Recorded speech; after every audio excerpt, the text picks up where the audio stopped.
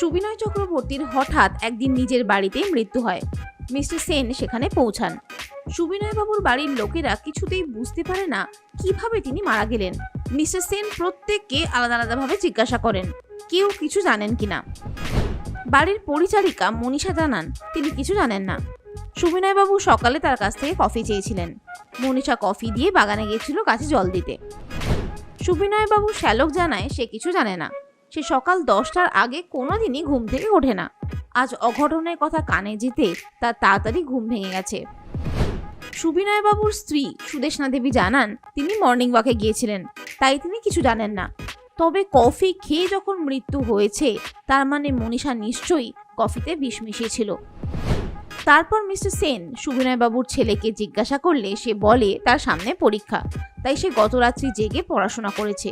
এই ঘটনা যখন ঘটেছে তখন সে ঘুমাচ্ছিল। ফরেনসিক রিপোর্ট থেকে মিস্টার সেন জানতে পারেন কফি খাওয়ার পরেই সুবিনয় বাবুর মৃত্যু ঘটে এবং মৃত্যু হয় বিষক্রিয়া থেকেই।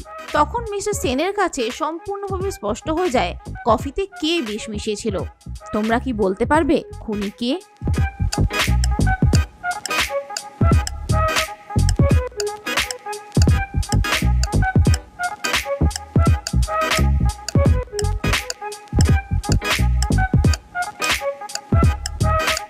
আসলে সুবিনয় বাবুর কফির কৌটোতে সুদেষ্ণা দেবী বিষ মিশিয়ে দিয়েছিলেন যাতে মনীষা কফিটা দিলে খুনের দায় মনীষার ঘাড়ে চাপে।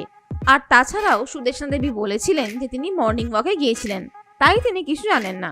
তবে কফি খেয়ে যখন মৃত্যু হয়েছে তার মানে কফিতে বিষ মেশানো ছিল। সুদেষ্ণা দেবী কিভাবে জানলেন যে সুবিনয় বাবু কফি খাওয়ার পরে আর কিছু খাননি এবং কফি খাওয়ার পরেই সুবিনয় বাবুর মৃত্যু হয়েছে? সুদেষ্ণা দেবী আসলে নিজেই খুনি বলে তিনি সবটাই জানতেন।